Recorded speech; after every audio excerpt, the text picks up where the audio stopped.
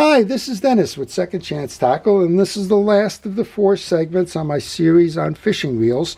This one looks at lever drag fishing reels, and it sums up the series, which has included spinning, conventional, and level wind reels. This is the 4th segment dealing with lever drag reels. It'll review a brief history of the reel, its basic design, its strengths and weaknesses, and why typically I see these come in for repair. So I hope you've enjoyed the series.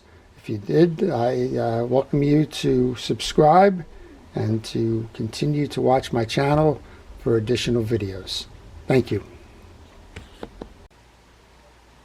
So I thought I would finish our segments here on common types of reels and reel failures and how to service reels by going full circle. And I'm going to end the series with the lever drag. And lever drag to me is as simple as the earliest ones that we saw when we were talking about the conventional reels, the early bait casters, in this case the Meiselbach, which was the 3-speed reel, and we talked about a big gear driving a little gear driving a spool, and that is the essence of a lever drag reel.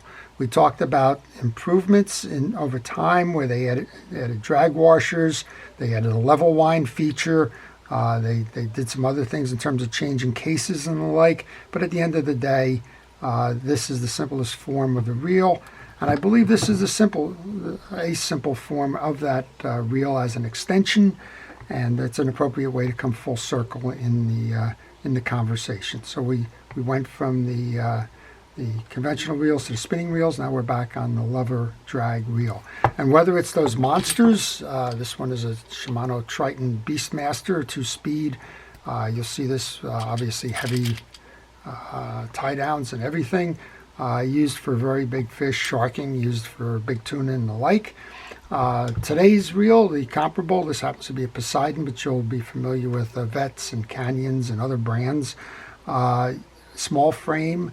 You don't need the heavy line of those that's on that Beastmaster there. You have a braid that's capable of having that same strength in a compact format, and that lever. And here's one from the 1990s. This is partially disassembled so I can show you the inside, but this is the Penn 25 GLS or graphite lever Senator. And this one was the 1990s, and the lever drag technology is not new. The first international reel that Penn introduced with a lever drag on it was back in the 1960s. So it's been around quite some time. It's been adapted over time, and it's become very popular now. And when we talk about common reel failures, there are very few of them. So let's just talk a little bit about the technology itself. They all have a main gear. That's the handle-driven piece, much like everything else that we've seen in this series. We have a lever, and we have a preset on that lever. And that lever acts to compress a pressure plate that's usually embedded inside the spool that's going to apply pressure to the drag washer, which is inside the spool.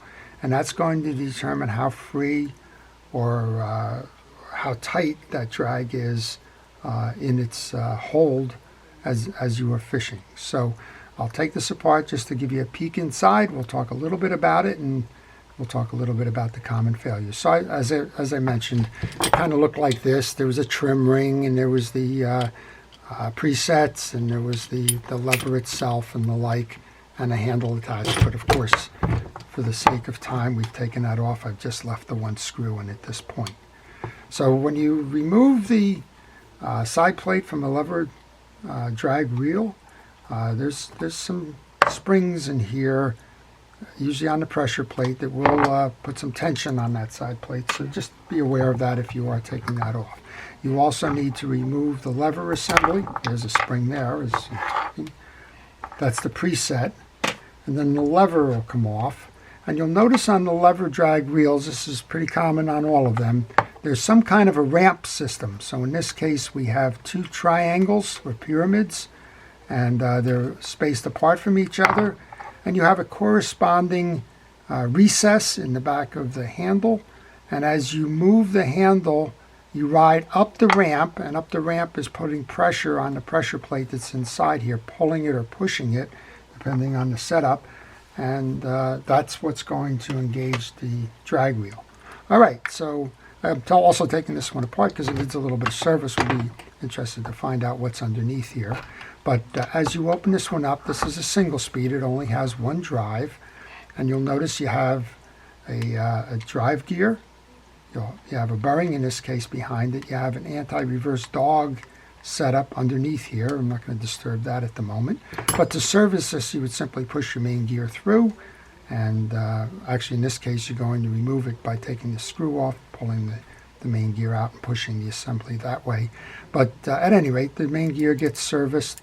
You can hear the anti-reverse in the background working there. This all gets cleaned up and worked on there. But more importantly, I wanted to show you those transition pieces here. As you'll notice, the frame has nothing going on in it. It's got a little click mechanism here, but other than that, it's kind of a dead-end frame, and that's traditional of almost all lever drags. Here's your big gear drives the little gear. This is the little gear. That's your pinion gear. Having another look at it from this side, it's going to ride that way. So you're turning the main gear, and that little gear, which hooks into the pressure plate here, is turning the spool. Now this one, is, interestingly enough, has a tab assembly on it. Some of these are screwed down, some of these screw in. There's different ways that they put collars on them. But generally speaking, if you see a T, there you go, it just popped right out. That's all it's holding that on. You then have a pressure plate. Your pressure plate typically has a bearing inside of it. Sometimes it'll have a bearing on both sides of it, but because of the way that the pinion gear is loaded on this side, in this particular reel, that's not going to happen. But you have a bearing here, and then you have one well-worn drag on this one. And some of these drags, like the Yvette's, are glued into the spool. And some of these drags, I think this one probably is independent of that. I'm not going to play around with it now. I'm sure it's independent of that because I remember this setup now. Those would need to be replaced with a new one. So what's the common failure points on this? This is a fixed axle. There's a bearing on this side. There's a bearing in here. There's a bearing on the pressure plate. There's a bearing inside. So at least 4 ball bearings on this one. What's the common failure points? That's it right there. It's the drag will either get dirty, and I can't tell if this is dirt or if this is wear. I guess I could by simply brushing. And most of that is dirt, interestingly enough. So if you have a situation like this, all you want to do is apply soapy water and a bristle brush like this, and you can clear off a lot of that stuff that got trapped in there. That drag washer will clean up. Sometimes you get, if you get sand in there, you're going to wear the drag and you're going to wear the pressure plate. It's almost like a clutch plate on an automobile if you're familiar with that technology. And then failed bearings. That's what happens on these reels because those are your pressure points. Your drag washer, your drag plate, and the bearings are about the only thing that goes wrong with these. Of course, if you get line inside of it, if you get some other debris, something like that, you can chew up teeth. But most of these are very heavy-duty teeth. This one looks like it's stainless teeth, and those things are going to go a long, long time. So, as I mentioned, we kind of came full circle, right? It was big gear turns little gear turns spool. That's what we have here. Big gear turns little gear turns spool. In this case, you'll see how that pressure plate works in terms of it comes up the ramp, it pushes that in. When it pushes that in, it engages with the drag, and that's where you get the pressure. And that's a common setup regardless of manufacturer or type of lever drag reel that you have. So I hope you've enjoyed this overview, and I hope that it's been informative, and I hope you've learned a little bit about what the common failure points are on the various types of reels that we discussed. So thank you for watching. This is Dennis with Second Chance Tackle.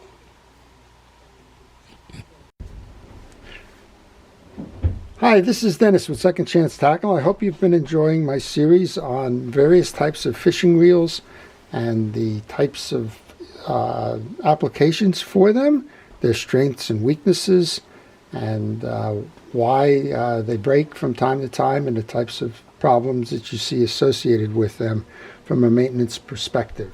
If you've liked this series, please indicate that on the video. If you have questions on these reels or any reel in particular, maybe you're servicing one and you're stuck, please leave that in the comments section. If you like these kinds of videos, please subscribe as I post frequently. And if you do subscribe, please hit the notifications. That notification button will help you and will help me to grow our channels. And finally, if you have a reel that needs to be repaired and you're interested in having me service that reel, I do that by email and by mail. So please shoot me an email on the business card that follows, and I will give you the instructions to mail those reels to me. So this is Dennis with Second Chance Tackle. Have a great day.